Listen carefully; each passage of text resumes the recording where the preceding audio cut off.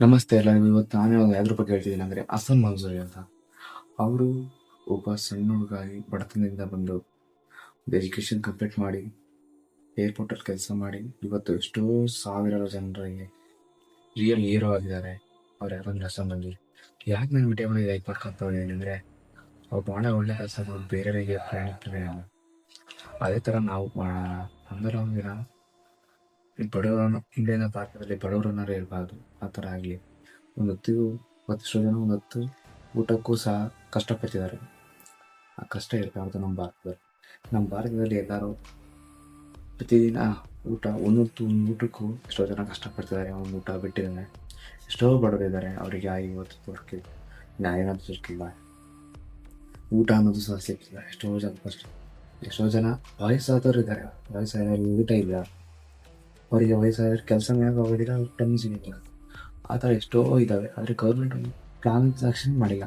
ಯಾಕಂದರೆ ವಯಸ್ಸಾದವರಿಗೆ ಒಂದು ವೃದ್ಧಾಶ್ರಮ ಅನ್ನೋದು ಮಾಡಿಲ್ಲ. ಇವತ್ತು ಎಷ್ಟೋ ಜನ ಮಕ್ಕಳು ಸತ್ತಿದ್ದಾರೆ, ಎಷ್ಟು ಸಿಂಗಲ್ ಪೇರೆಂಟ್ ಆಗಿದ್ದಾರೆ, ತಾಯಿ ಒಬ್ಬಳೇ.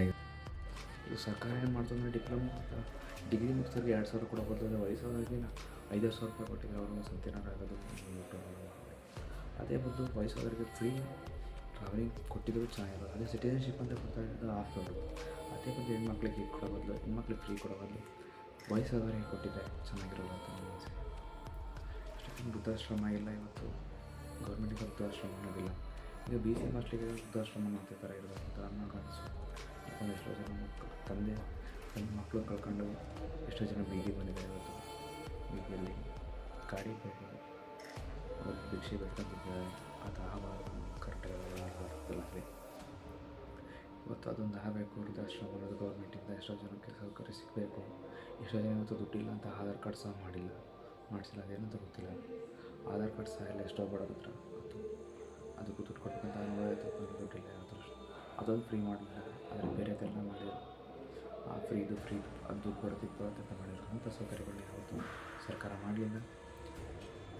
ಆ ಸರ್ಕಾರ ಕೇಳೋ ಅರ್ಹತೆ ಸರ್ಕಾರ ಕೇಳೋ ಯಾವ ಪ್ರಶ್ನೆ ಮಾಡಲಿಲ್ಲ. ಇದು ನಮ್ಮ ಸರ್ಕಾರ, ಇದು ನಮ್ಮ ಜನರು.